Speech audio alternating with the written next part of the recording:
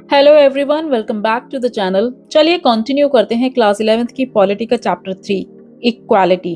Last video में हमने बात की कि किस तरीके से फॉर्मल इक्वालिटी को स्टैब्लिश कर एक सोसाइटी में इक्वालिटी को प्रमोट किया जा सकता है। बट ये सिर्फ इक्वालिटी की तरफ जाने का फर्स्ट स्टेप है, क्योंकि इक्वालिटी को अचीव करने के लिए सिर्फ फॉर्मल इक्वालिटी या इक्वालिटी बिफोर लॉ काफी नहीं है। इसीलिए आज के इस वीडियो में हम जानेंगे इक्वालिटी को प्रमोट करने के दूसरे तरीके के बारे में, जो है equality through differential treatment. So let's start. अगर इस लाइन पर ध्यान दिया जाए तो यहाँ बात की जा रही है इक्वालिटी को प्रमोट करने के लिए लोगों को डिफरेंटली ट्रीट करने की।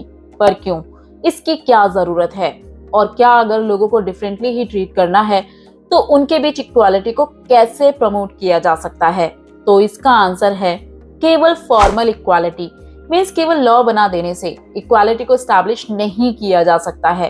कोई भी लॉ बना देने से लोगों की मानसिकता को नहीं बदला जा सकता है। फॉर एग्जाम्पल, क्या अनटचेबिलिटी को खत्म करने के लिए लॉ बना देने से ये पूरी तरह खत्म हो चुकी है?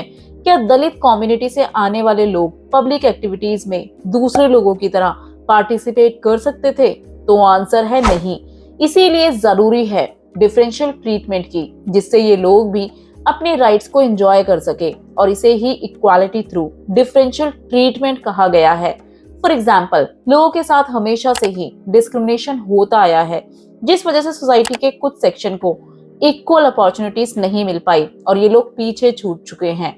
अब जो लोग ऑलरेडी पीछे छूट चुके हैं उन्हें पहले दूसरों के बराबर लाना होगा, और ऐसे लोगों को आगे लाने के लिए उन्हें डिफरेंटली ट्रीट करना पड़ेगा, और ऐसा करने के बाद ही इक्वालिटी को प्रमोट किया जा सकता है। इसे कुछ और एग्जाम्पल्स के थ्रू समझने की कोशिश करते हैं। एक पब्लिक बिल्डिंग में हम सभी लोग स्टेयर्स का यूज कर एंटर कर सकते हैं, बट क्या डिफरेंटली एबल्ड लोग के लिए इन्हें यूज करना उतना आसान है? तो आंसर है नहीं। तो ऐसे में ये लोग इन बिल्डिंग्स में एंटर करने के लिए स्पेशल रैंप्स की डिमांड कर सकते हैं, जिससे इन्हें भी पब्लिक बिल्डिंग्स में एंटर करने का इक्वल चांस मिल सके। आपने अपने स्कूल, हॉस्पिटल या किसी भी पब्लिक प्लेस पर इस तरह के रैंप्स को जरूर देखा होगा। सेम इसी तरह विमेन अगर रात के समय कॉल सेंटर या किसी भी प्रोफेशन में वर्किंग है तो उन्हें जरूरत है रात के समय स्पेशल प्रोटेक्शन की, जिससे उनके राइट टू वर्क को प्रोटेक्ट किया जा सके। अब कुछ लोगों को लगेगा कि इस तरह का ट्रीटमेंट इक्वालिटी के अगेंस्ट है, बट रियलिटी में इस तरह का डिफरेंट ट्रीटमेंट सोसाइटी में इक्वालिटी को एनहांस करता है, क्योंकि लॉज के साथ साथ सर्कमस्टांसेस को देखते हुए लोगों को डिफरेंटली ट्रीट करना जरूरी है। अब एक बार आपकी बुक में दिए गए इस कार्टून को ध्यान से देखते हैं। इस कार्टून में टीचर कहता है कि फेयर सिलेक्शन के लिए आप सभी को सेम टेस्ट मिलेगा, और टेस्ट ये है कि इन सभी एनिमल्स को ट्री को क्लाइंब करना है। अब एक बार ध्यान से सोचिए, क्या इन सभी अलग अलग कैपेबिलिटी वाले एनिमल्स को एक ही टेस्ट देना कितना फेयर है? क्योंकि इन सभी की अलग अलग कैपेबिलिटीज और टैलेंट है।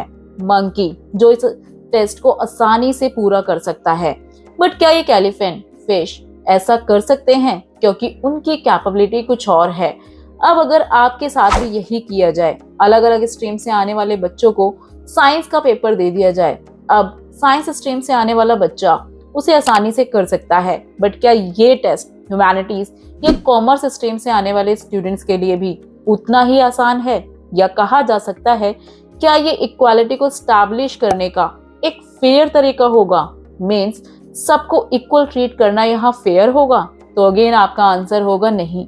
ये फेयर तब होगा जब कॉमर्स से आने वालों को कॉमर्स, साइंस से आने वालों को साइंस और ह्यूमैनिटीज से आने वालों को ह्यूमैनिटीज का पेपर दिया जाए।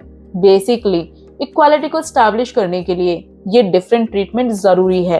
अब आता है एक और क्वेश्चन कि ऐसे कौन कौन से हिंडर हैं जो लोगों को इक्वल अपॉर्चुनिटी मिलने से रोकते हैं, और इन हिंड्रेंस को दूर करने के लिए किस तरह की पॉलिसीज को बनाया जाए? क्योंकि जब भी कुछ स्पेसिफिक कास्ट, रेस या वीमेन को डिफरेंशियल ट्रीटमेंट दिया जाता है तो जरूरी नहीं कि उससे सभी लोग खुश हो। बेसिकली इस तरह के हिंड्रेंस हर सोसाइटी में देखने को मिलते हैं। तो इस डिफरेंशियल ट्रीटमेंट के थ्रू किस तरह की इक्वालिटी को स्टैब्लिश किया जाए?